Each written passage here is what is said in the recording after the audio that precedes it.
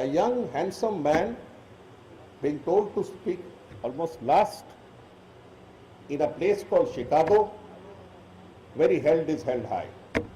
Read the Chicago address in bits and pieces.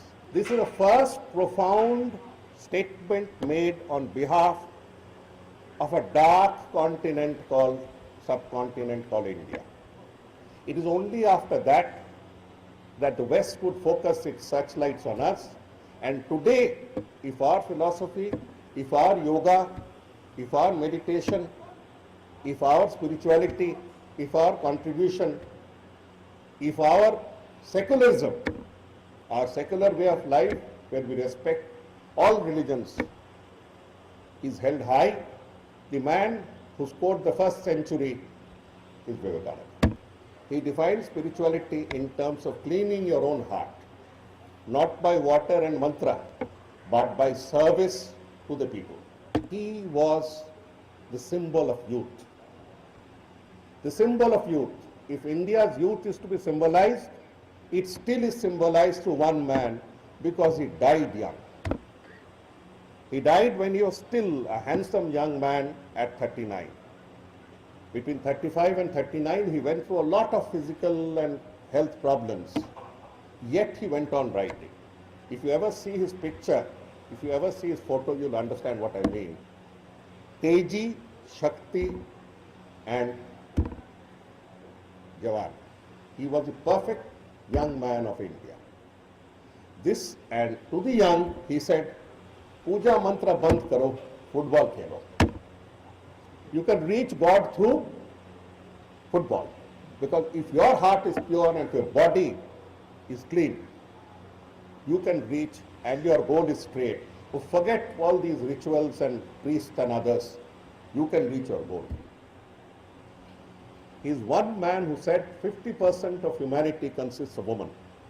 And that is a period, remember, that India had just come out of the stage, or was still coming out of the stage, of condemning women as satis, as second-rate humans, and all sorts of other despicable practices that I would not like to take today.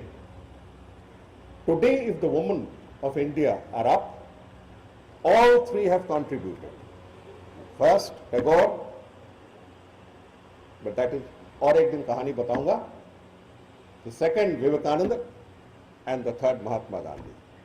And these three men, had God not sent them at that juncture, we would all be separate nations, perhaps even subordinate till today. We would all be small little nations rather than the fused entity called the great Maha-India. As one of the world's largest superpowers of the near future.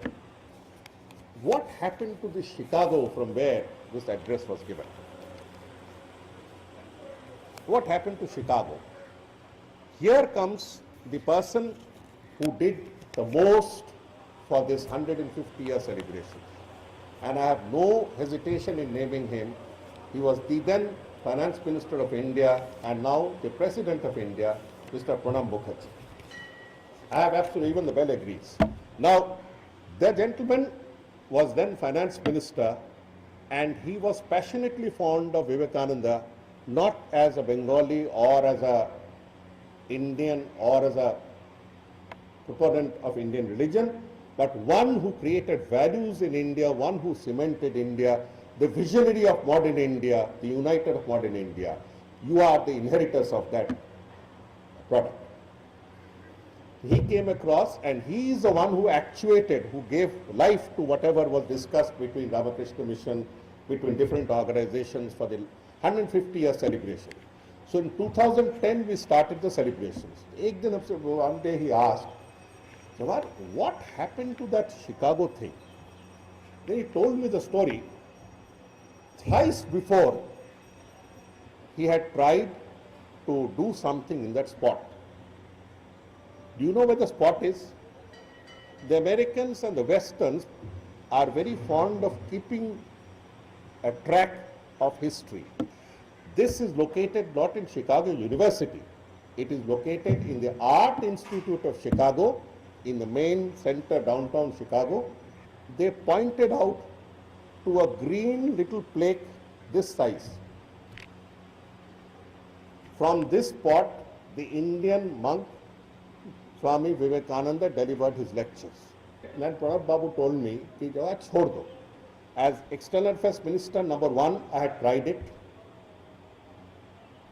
I was told it will hurt American sensitivities. I left it.